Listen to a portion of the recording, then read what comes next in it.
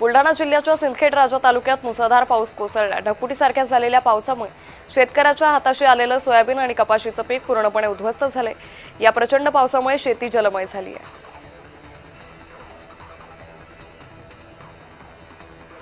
बीडमधील पूरस्थितीचा 6 गावांना फटका बसलाय। यावेळी स्थानिक प्रशासनाने मुख्यमंत्री आणि आमदार सुरेश धस यांच्याशी संपर्क करून एअरलिफ्टसाठी मागणी केली होती। यानुसार 4 ठिकाणाहून एकूण 52 लोकांना सुखरूप बाहेर काढले।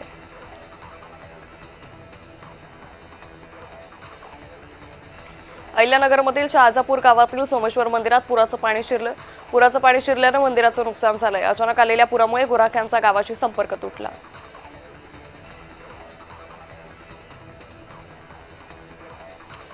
गोंदियात पावसाने हजेरी लावली आहे। पावसामुळे उकाड्यापासून त्रस्त झालेल्या नागरिकांना दिलासा मिळालाय। धान पिकासाठी हे पाऊस वरदान ठरणार असल्याचं कृषी तज्ज्ञांचं म्हणणं आहे। हवामान खात्याच्या माहितीनुसार पुढील काही दिवस गोंदिया जिल्ह्यात हलक्या ते मध्यम स्वरूपाचा पाऊस होण्याची शक्यता आहे।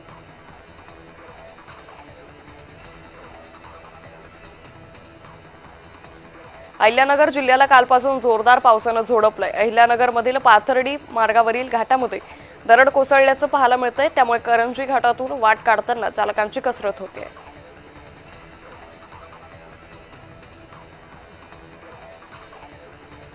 वाशिम रिसोडमधील अनेक गावांना मुसळधार पावसाने झोडपलंय। यामुळे सोयाबीन, तूर, कपाशी या खरीप पिकांचं नुकसान झालंय। पावसामुळे सखल भागात पाणी साचल्याने नागरिकांना गैरसोयीचा सामना करावा लागतोय।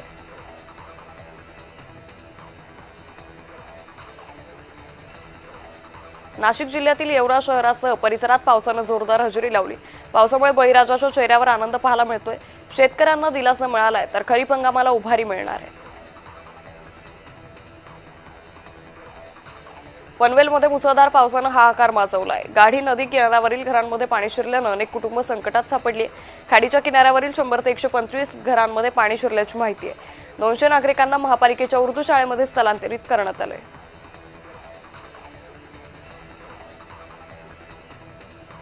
पुण्याच्या थेऊर परिसरात ढगफुटी सदृश्य पावसामुळे नागरिकांच्या घरात पुराचं पाणी शिरलं। पुरामध्ये 70 नागरिक अडकले होते। या नागरिकांना रात्री उशिरा रेस्क्यू ऑपरेशन करत वाचवण्यात आलं। मात्र या पुरामध्ये 36 शेळ्यांचा मृत्यू झालाय। शेतकऱ्यांचं प्रचंड नुकसान झालंय।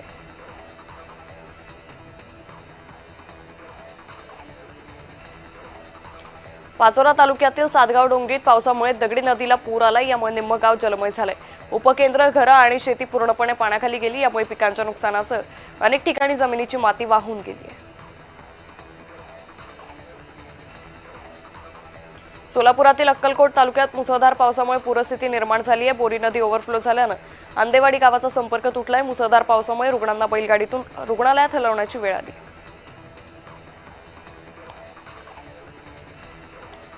करमाळा तालुक्यात ढगफुटी सदृश्य पाऊस झालाय। करमाळा ते कोर्टी मार्गावरील पूल पाण्याखाली गेलाय। कोर्टी गावात मंदिर आणि घरात पावसाचं पाणी शिरलं।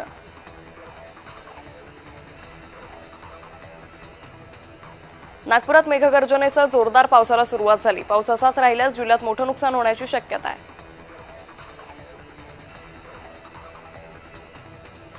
सोलापूर शहरातील सैफुल परिसरात ड्रेनेज लाईन चोकअप झाल्यानं सांडपाणी रस्त्यावर साचले। 4 ते 5 फूट पाणी साचलं असून काही नागरिकांच्या घरात पाणी शिरलं। महापालिका प्रशासनाने अजूनही लक्ष नाही दिलं तर परिस्थिती आणखी बिकट होण्याची शक्यता आहे।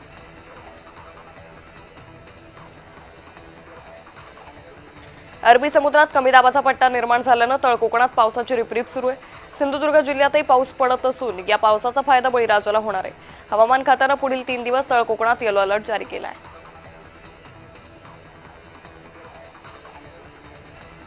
कोकण किनारपट्टीला मुसळधार पावसाने झोडपलंय। रायगड जिल्ह्याला रेड अलर्ट तर रत्नागिरी आणि सिंधुदुर्ग जिल्ह्यांना ऑरेंज अलर्ट देण्यात आलाय। पुढील 2 दिवस मुसळधार पाऊस पडेल अशी शक्यता हवामान खात्याकडून वर्तवण्यात आली आहे। तर पावसामुळे जिल्ह्यातील नागरिकांचं जनजीवन विस्कळीत झाले।